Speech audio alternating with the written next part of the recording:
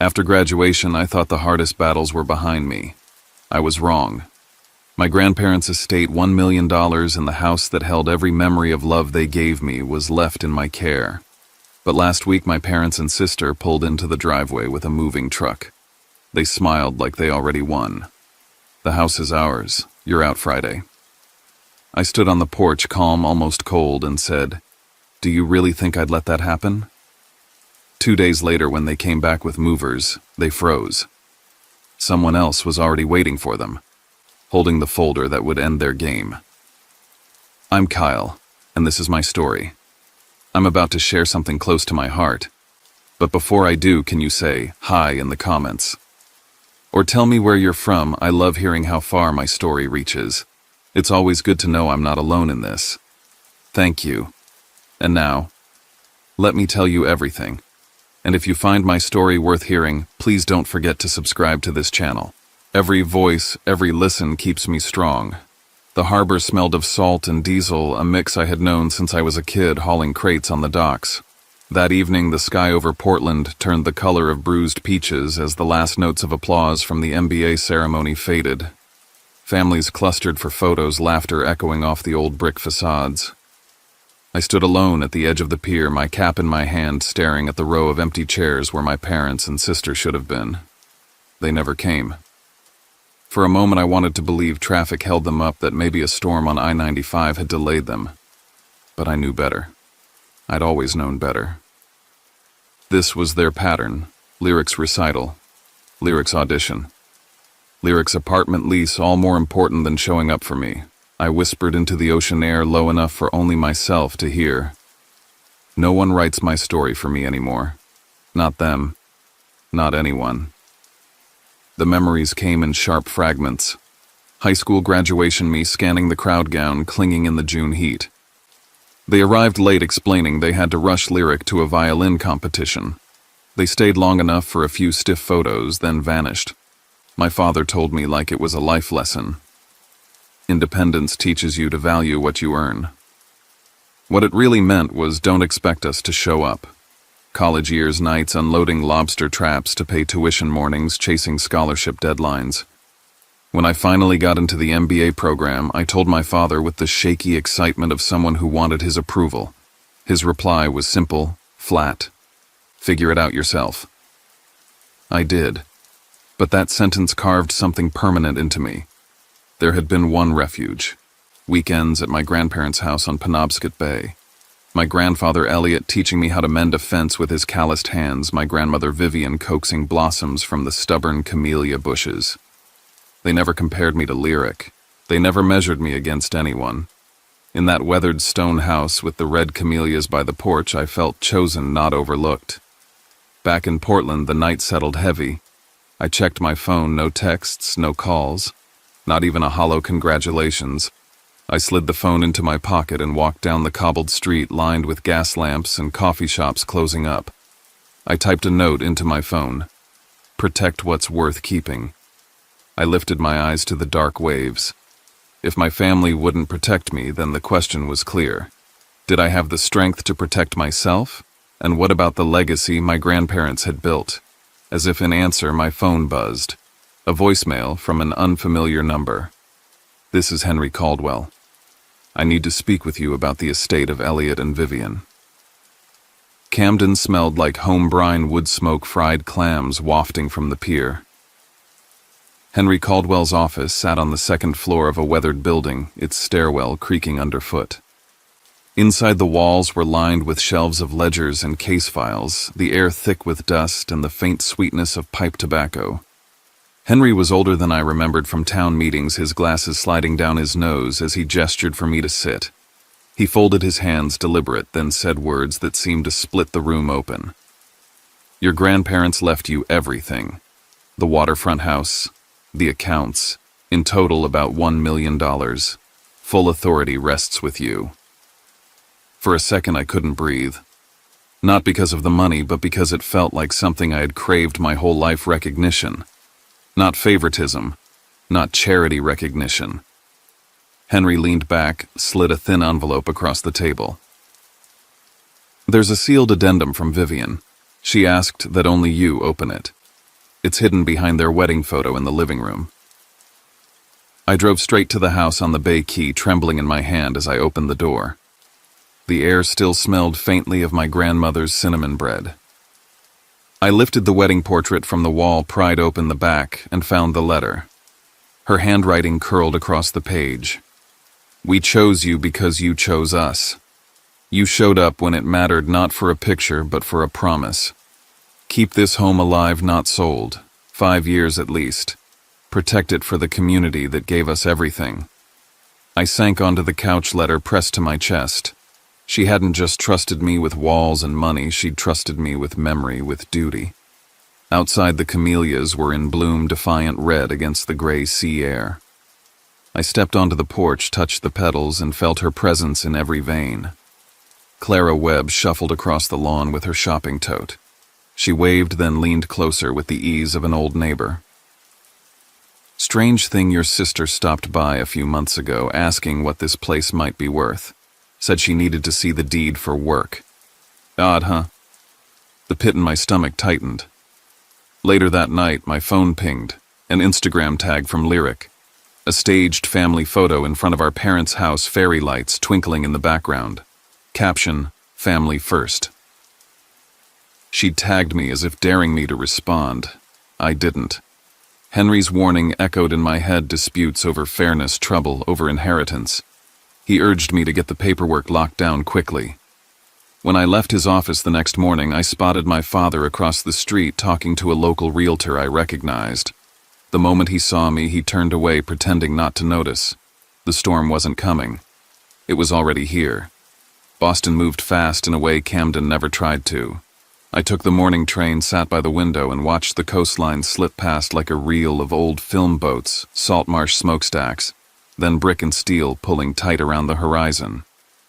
Jonah met me at a cafe that smelled like espresso and burnt sugar. He still wore the same quarter zip from college, still talked in clean bullet points. I set up the intro, he said, tapping his laptop. "Lucas is good. He'll make it clean, boring, and airtight." Boring is what you want.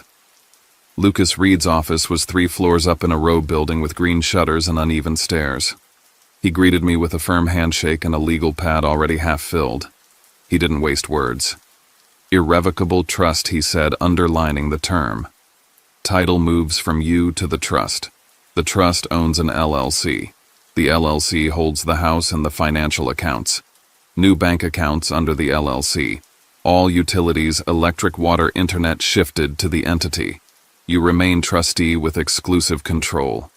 Your grandmother's condition not to sell for 5 years becomes a governing clause. If someone tries to pry, they get drywall, not studs." I nodded, feeling something loosen between my ribs. "Do it." We went line by line. He read each clause aloud, and I initialed in the margins. The language was precise, a fence built out of verbs and definitions. When it was time to sign, my hand didn't shake. I thought about my grandmother's letter, how she had asked for more than legality, she'd asked for continuity. This was how I kept the house alive, not as a trophy, but as a living place. Outside, the city rattled and honked. Inside, Lucas flipped to a different file. "One more thing.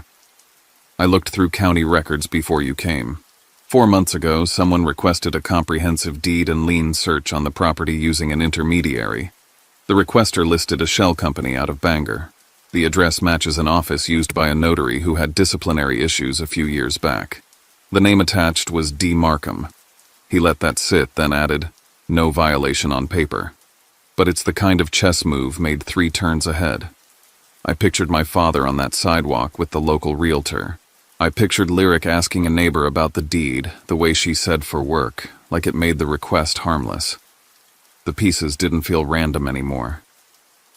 Back in Camden that evening, Jonah pulled into the driveway with a duffel bag of gear and a smile that was all problem-solving. We walked the house together.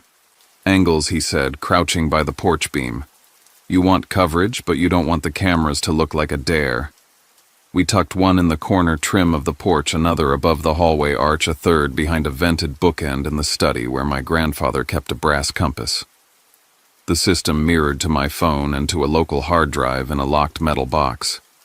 If someone tried to pull the plug, it would chirp a warning to a second drive Jonah mounted under the kitchen sink.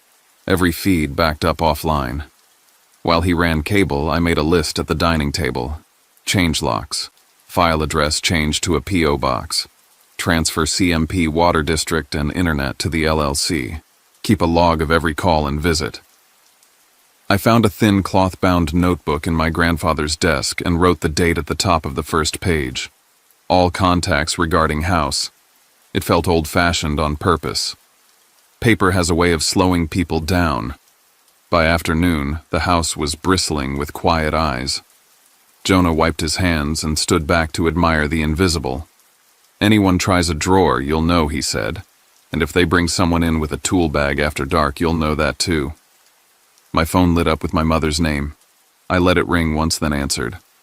When are you moving into the Bay House? She asked, light curious, the tone of someone browsing a store, not asking about my life. I said I hadn't decided.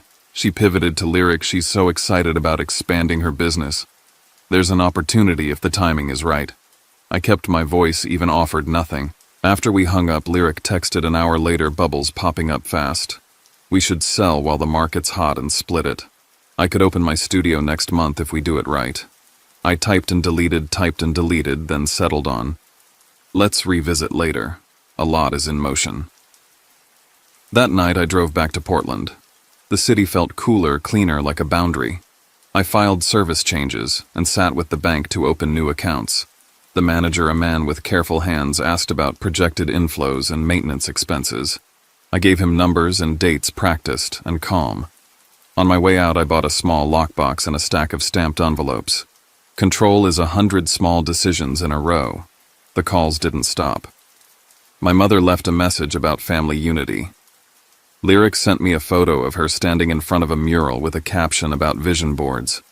I answered only what I had to, documented the rest. When I slept, it was shallow and quick, the way you sleep before an exam you can't afford to fail.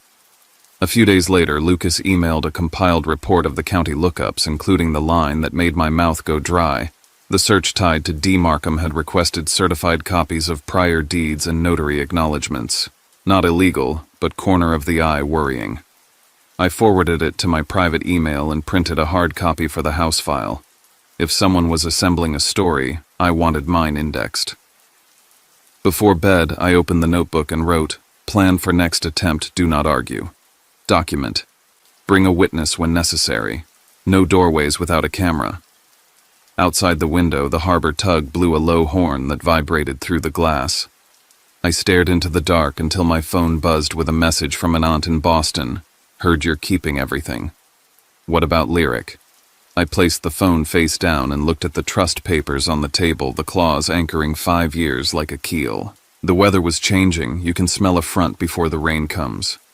My father called it a family dinner, like the words could fix what they'd broken by habit. I went because sometimes you need to see the board up close. The house in Camden was dressed the way my mother likes for company, fresh hydrangeas on the entry table, lemon oil in the air, the kitchen lit warm, oysters roasted with butter and paprika, a bottle of white sweating on the counter. They greeted me with kisses on the cheek, all light and gloss. For a half hour we talked weather and traffic, and a town council vote like none of us had anything heavier inside our chests. Then my father set his fork down and looked at me the way he does when he's already decided something. Fairness, he said, as if naming a principle made it real. It would be fair if you let Lyric co-manage the property. She has experience with clients. She understands growth. I sipped my water. The estate has clear directions, I said. I'm following them. My mother tried a softer angle. You know your sister's business is taking off. The house could be a cornerstone away for the family to build together. It's wasteful to lock it down. I smiled and said nothing more. The food grew quiet on our plates. After a time, my mother cleared dishes with quick hands and changed the subject to a neighbor's remodel, a fundraiser, a new cafe near the harbor. It's an old trick. If you don't like an answer, drown it in noise. When I left, I paused in the foyer to tie my shoe. My mother's voice carried low from the kitchen to the hall. He's keeping it all, she said into her phone, the words clipped. He's not ready. Lyric knows how to put money to use. I waited the way you wait for a kettle to finish. Then I opened the door and stepped into the cool Camden night, steady on the porch steps, even if my stomach wasn't. The next afternoon, Lyric showed up at the Bay House with a foil-wrapped loaf of my mother's bread and a smile that looked like it had been practiced in a mirror. She complimented the camellias, the view, the way the light hit the living room at 4. She drifted as if by accident toward the study and set the bread on the desk. "You still have the deed in here?" she asked breezy. "Just curious. Paperwork fascinates me lately." "I moved most of the important files to safer storage," I said, which was true enough. She laughed, said I was becoming such an adult, and left 5 minutes later with a hug that didn't reach her eyes. At the farmer's market on Saturday, Clara Webb bagged tomatoes while I waited with coffee. She lowered her voice.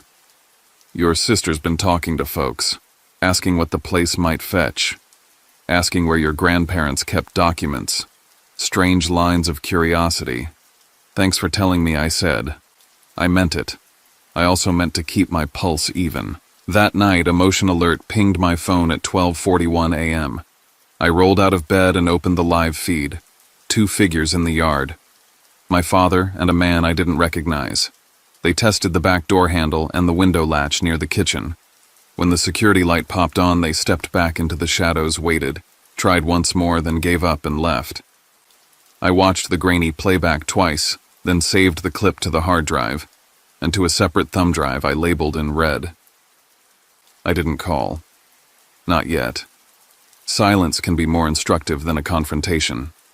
In the morning, an aunt in Boston texted again, "You should share. People are talking. Don't be greedy." The word landed like a stone. I put the phone down and made coffee strong enough to bite. On Sunday afternoon, my father invited me to the harbor for chowder, just us. We ate on a bench, gulls wheeling overhead. He told me stories I'd heard before about how hard it was when he and my mother were young, how they built from nothing. Then he slid a sentence in like a needle. "There's no sense hoarding a property when it could help the family move forward. Your sister has real momentum. I'm taking care of the house," I said. "That's my job." He stared at the water and didn't answer. By then, the pattern was loud enough to map. Dinner for persuasion, a home visit for reconnaissance, a night attempt for testing the seams, whispers for reputational pressure. In between, social media dressed as virtue, a filtered photo, a caption about love and fairness. I wrote the sequence in the notebook with times and places, added the video still of the yard, folded a printout of my mother's Instagram post with the comments from cousins who thought they were helping.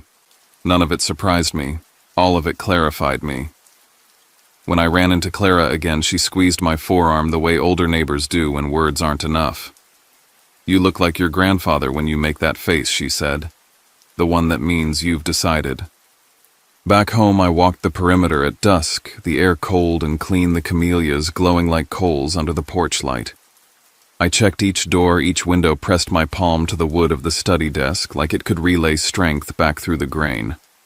My phone buzzed with another message from Boston Share, so people don't think the worst.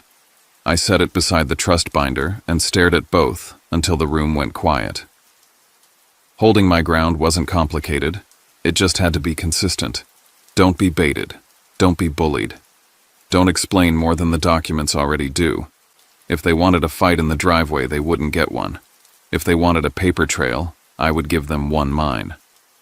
The only question I let myself ask in the hush between the surf and the ticking kitchen clock was how to keep the advantage without showing my hand. I didn't need them to like my boundaries. I just needed them to learn where they were. I swept the porch the way my grandfather used to, long strokes, bristles, pushing salt-dusted leaves into neat lines. The bay breathed in and out below the hill. A black SUV rolled to a stop at the curb doors, opening in a choreography that told me they'd practiced this. Lyric stepped out first, hair pulled tight, sunglasses even though the sky was gray. My father followed, folder in hand. My mother hovered, smile fixed like a brooch. Lyric didn't bother with hello. "We should get this over with," she said, already moving toward the steps. My father climbed beside her and held out a set of papers, the blue stamp flashing in the light. "A corrected version of the will," he said. "Properly acknowledged. The house divided between you and your sister. No reason to drag this out." I took the folder, let the pages breathe, The language was slick, too polished, the dates smudged in a way my eye caught from years of filling out forms at docks and banks. I looked up and smiled, the same measured smile I'd given the harbor master when he tried to short me hours at 19.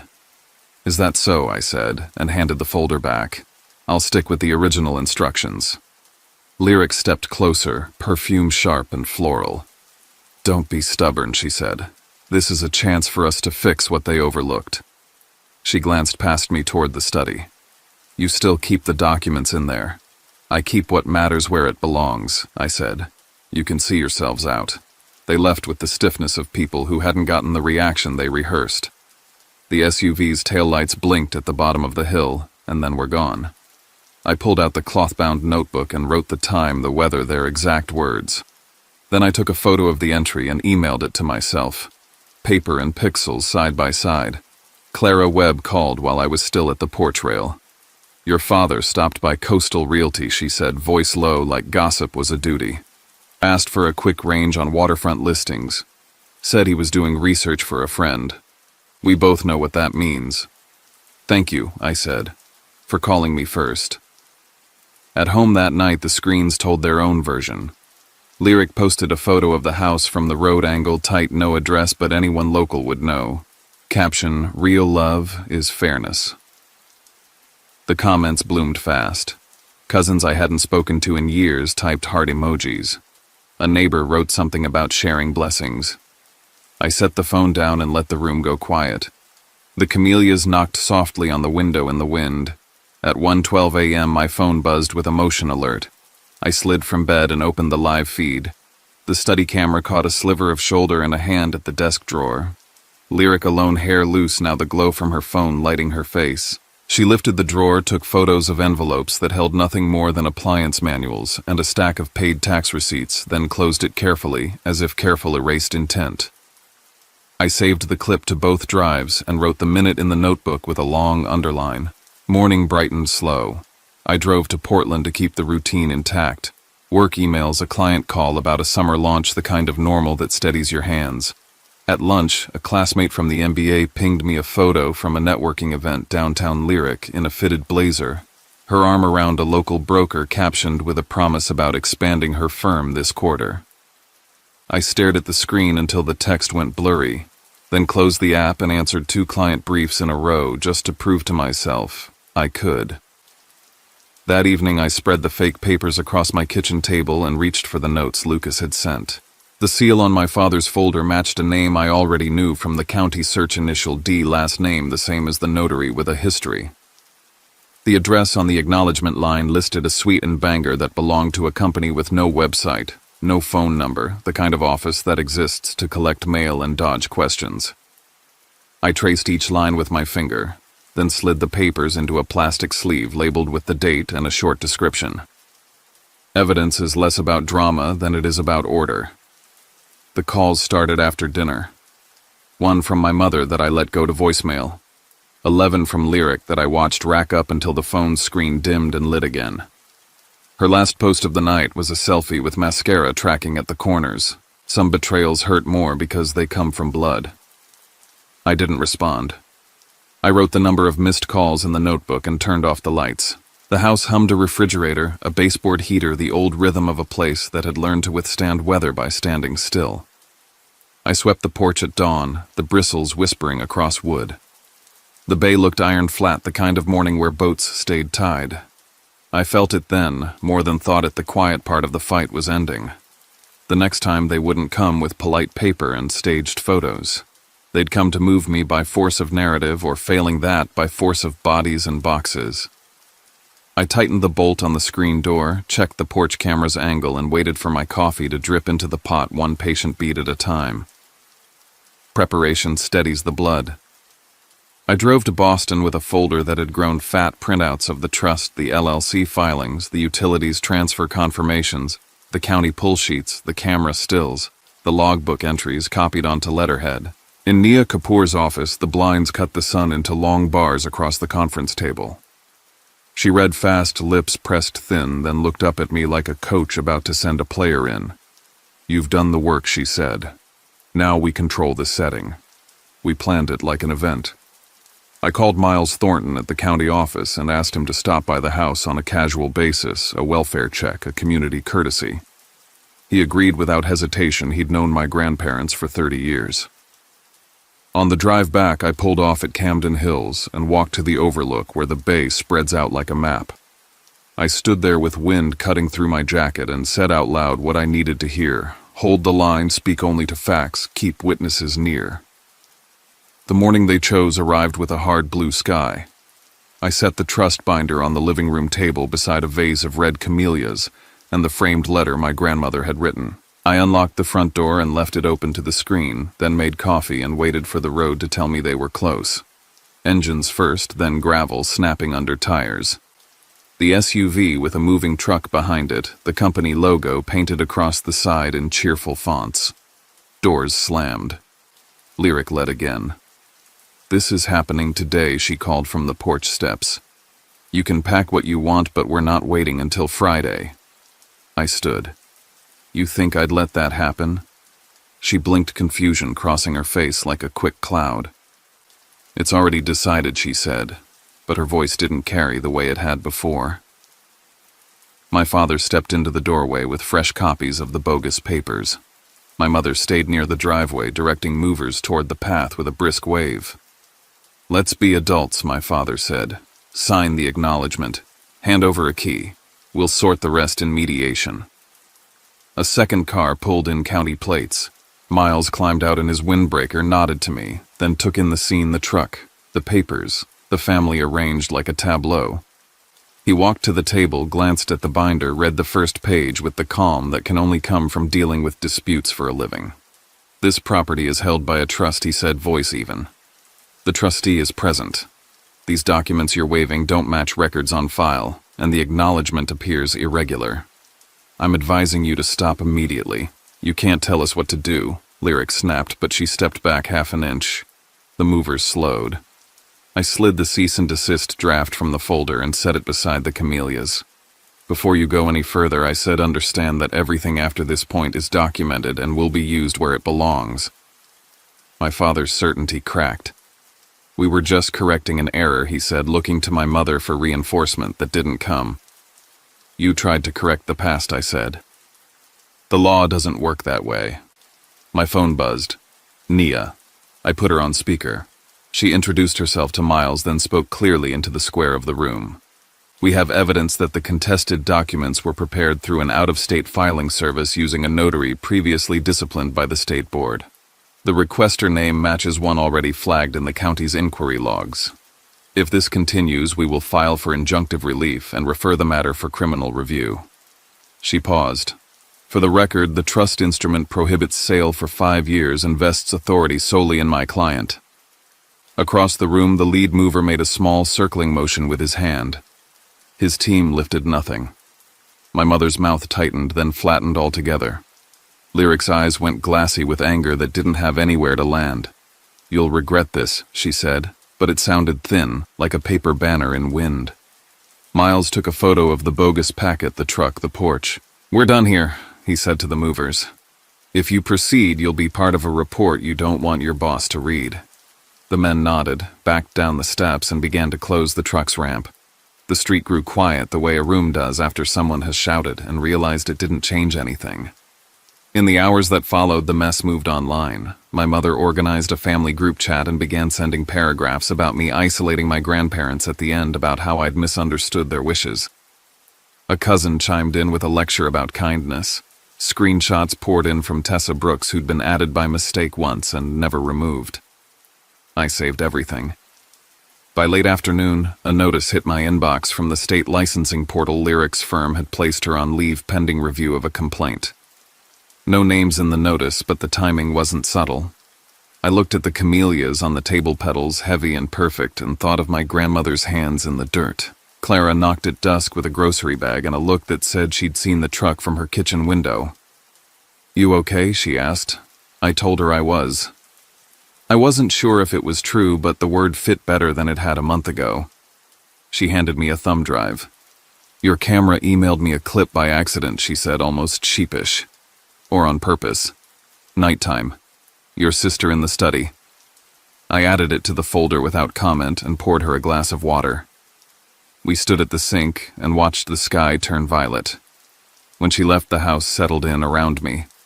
I gathered the documents, the printouts, the notes, and stacked them into a clean pile on the table beside the vase.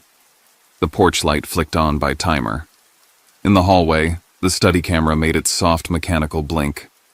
My phone vibrated with a new message from my mother, a final paragraph about forgiveness that sounded like a closing argument to people who didn't know the facts. I took a breath, opened the folder from Nia, and slid out the letter that carried the weight of all the preparation, the formal notice demanding they cease harassment, and attempts to interfere with trust property signed and ready. I held it by its edges, the paper cool against my fingers, and pictured the route it would take: mailbox, sorting center, their kitchen counter next to a fruit bowl, and an unpaid bill. I pictured the moment the room would go quiet when they read the seal. I walked to the door, felt the old floor give under my heel, and stood on the porch with the envelope in my hand. Down on the road, a car idled and then moved on. The bay breathed in and out. I looked at the camellias at the house, at the life that was mine to defend, and then I stepped down onto the path toward the mailbox. The legal letter landed on my desk in Portland, demanding money, a monthly stipend, and half the house. It accused me of exploiting my grandparents' words, sharp enough to cut if I let them. At the same time, my phone pulsed with screenshots. My mother had turned the family group chat into a tribunal, telling relatives I had cornered Elliot and Vivian in their final years. Lyric added her part online, a photo of her crying with the caption, "Betrayed by my own blood." Comments piled up until the lie felt louder than the truth. But then Tessa called. She had recordings from a side chat, my mother coaching relatives on how to shame me publicly, Lyric laughing in the background. I drove straight to Boston and sat with Nia Kapoor. Together we built a 15-page statement, the trust filings, bank records, fraudulent seals, and the letter my grandmother wrote. Facts stacked higher than noise. I sent the file to 30 relatives at once. Silence, then waves of replies, apologies from some, disbelief from others. Yet the tide turned. Lyric's firm suspended her. The county opened an inquiry into forged documents. That night my phone rang over and over, 15 missed calls from Lyric, no messages, just silence and one last post. Someone destroyed my life. I stood on the porch in Camden binder, open in my hands, camellias glowing faint in the dark. For the first time I felt I was no longer defending. I was leading the fight, carrying my grandparents' honor forward. A week later, the fight ended with a thin envelope. My parents' lawyer withdrew every demand, asking only for no further contact. Outside, the bay was still. I read the letter once, then laid it aside, a retreat dressed in formality. News of Lyric spread quickly. She was dismissed from her firm, her name in county files for forged acknowledgments. The career she flaunted online dissolved overnight. That evening I stood on the porch looking at the water. I kept it safe, I whispered. Not victory, but release. Inside I touched the wedding photo on the wall, my grandfather's words echoing, "Protect what's worth keeping.